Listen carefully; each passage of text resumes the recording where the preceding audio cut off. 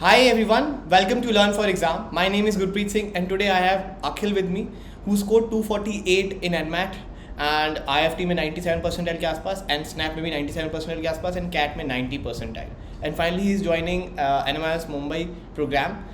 He converted it. But एक blunder भी हुआ IFT का, वो भी हम डिस्कस करेंगे और उसकी NMAT की जो जर्नी रही है और स्नैप की जर्नी रही है, पूरे साल की जो जर्नी रही है वो भी डिस्कस करने वाले हैं. So welcome to learn for exam Akhil. Hello sir, how are you? I am doing great बडी.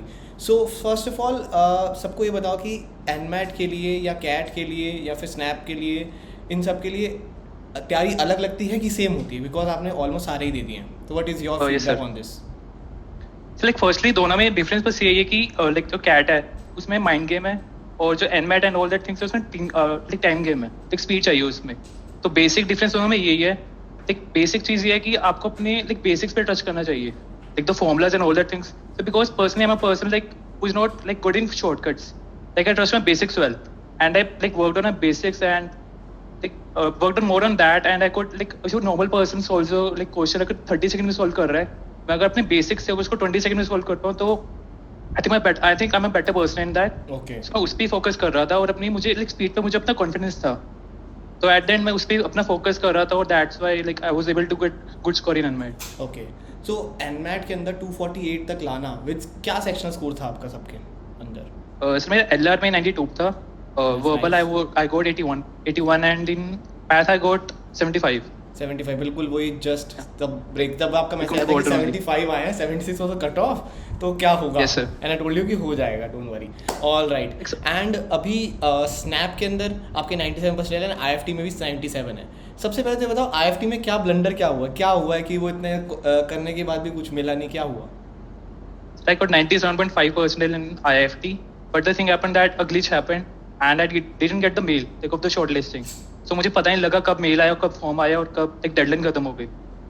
तो like to be honest I was in Goa at that time, so I didn't get the mail only. So when I came back up from Goa, तो गोवा में ऐश मस्ती मौज मस्ती चल रही थी. तो like मेरा जब कन्वर्ट हुआ NMIMS तो मैंने गोवा गोवा की तुम टिकट GIM करा के दी लिए और मैं गए चला थे गया गोवा. या फिर मस्ती करने गए थे? क्या सर? गोवा तुम GIM के लिए गए थे या फिर मस्ती करने के नहीं लिए? सर, मस्ती करने गया था सर. अच्छा. लाइक मेरा NM कन्वर्ट हो गया था तो उसके बाद मैं गोवा चला गया, लाइक थोड़ा मतलब फ्रस्ट्रेशन से निकलने के लिए.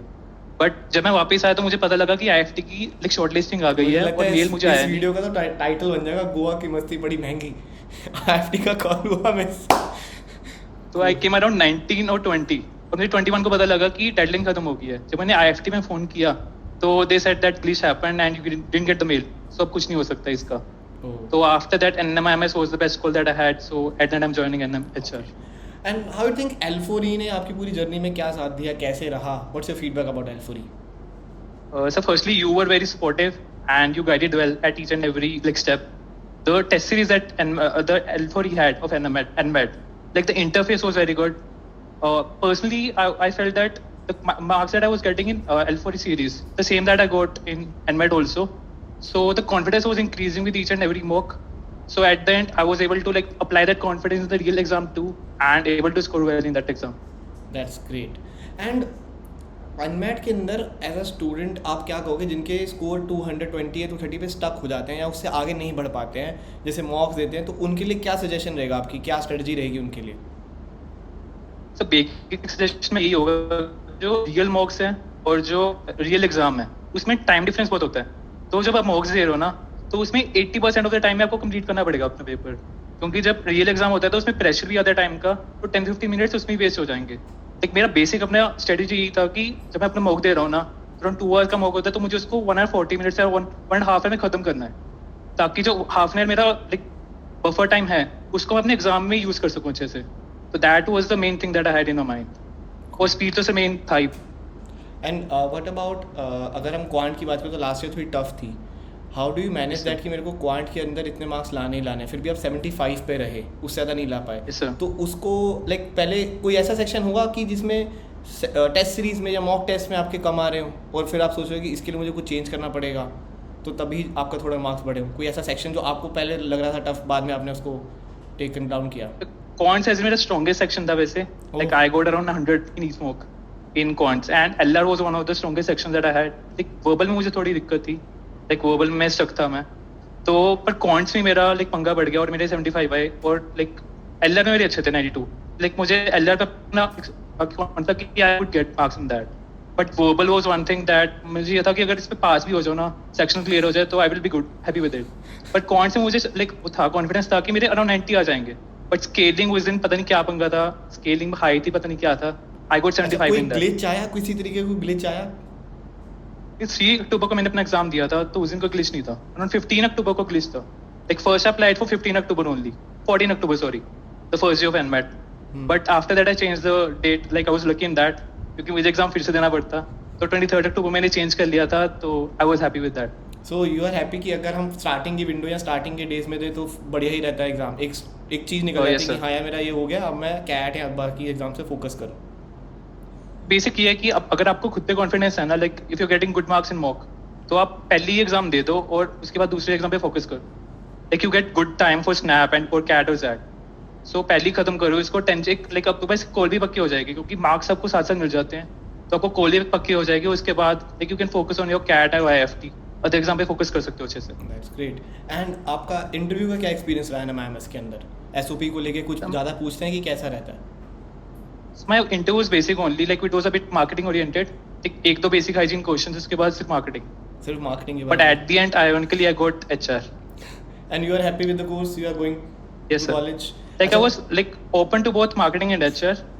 So at the end, I got HR, so I was happy with it. Okay. And अभी कॉलेज कब स्टार्ट हो रहा है? क्या बोल रहे हैं कि घर से होने वाला है कि कॉलेज होने वाला है? अभी तो सब यही कह रहे हैं ऑफलाइन ही होगा कॉलेज. अराउंड 6 जून से हमारी इंडक्शन शुरू हो रही है. 6 जून से? तो So you're joining. yes, अब sir. एक महीना आप चले जाओ गोवा. अब जाओ गोवा. देख सर वो अब फ्रस्ट्रेशन निकल गया सर. 1 ईयर का जो फ्रस्ट्रेशन थी निकल गया. अब खुश हो? अब कोई अब दिक्कत खुश तो है, नहीं sir. है? पर वो IFT का थोड़ा पंगा बढ़ गया तो उसके लिए थोड़ा सैड हूँ भी. But But I'm happy with आपकी the- 10th 12th ग्रेजुएशन में क्या स्कोर है? So 10th I got 9 CGPA.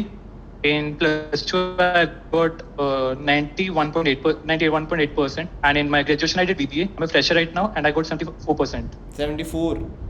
Yes sir. IP university? No sir. SG College Chandigarh. SD college Chandigarh. Okay. Then in that case IFT में थोड़ा convert करना मुश्किल होता है फिर. वो ज़्यादातर वैसे Yes, भी sir. एकदम टॉप नॉच कॉलेज के बच्चों को लेते हैं वो तो. Last year भी मैंने IFT दिया था तो I got 98.5% in that. फिर तो उसमें मेरा इंटरव्यू का थोड़ा मतलब I was damn sure that I could convert it. मेरा इंटरव्यू बहुत अच्छा गया था पर at the end I couldn't be in the wait list also so that was a changing moment for me. Like मुझे personally like rejection first time heart break था मेरे लिए एज एन रिजेक्शन का. तो लाइक कंप्लीटली मेरा NM Bangalore था मेरे पास लास्ट ईयर. लाइक मैंने फीस वगैरह सब कुछ भर दी थी. एट द एंड जब मेरा रिजल्ट आया अराउंड 7 जून को रिजल्ट आया मेरा अराउंड 4:50 PM और 5:30 मैंने अपनी NM से एडमिशन विड्रॉ कर ली बैंगलोर से. मैंने एक और बार अटेम्प्ट देना because it wasn't worth it. मैंने अपने को एक और ट्राई देना है तो एट द एंड मैंने फिर से ट्राई किया उससे एंड बात आई हुई गॉट थी एन आपसे? मेरे से कुछ बात हुई थी? कुछ पूछा था? No not at that time. Okay. Alright. It was heartbreak for me at that time. I was a bit sad at that time. तो मैंने लाइक IFT का कॉल था पर वो कन्वर्ट नहीं हुआ. लाइक बहुत like I tried a lot for that. Eight the and convert नहीं हुआ तो लाइक NM बैंगलोर तो वो भी मैंने छोड़ दिया. फिर eight the end I tried again and got NM Mumbai तो दिस जा टाइम. रहे हो टॉप कॉलेज में. All the best and I Yes, sir. Hope आगे और भी अच्छा करो. राइट नाउ हमारी एक स्टूडेंट थी, उसका एवरेज पैकेज लगा है अभी 15 और इसके आसपास ही एवरेज पैकेज चल रहा है 14-15. तो कॉलेज तो अच्छा ही है. It's doing good and Yes, all the sir. Best. And hit the like this video guys. Share this with all your friends and comment down below if you enjoyed. Thank you very much. Have a lovely awesome day ahead.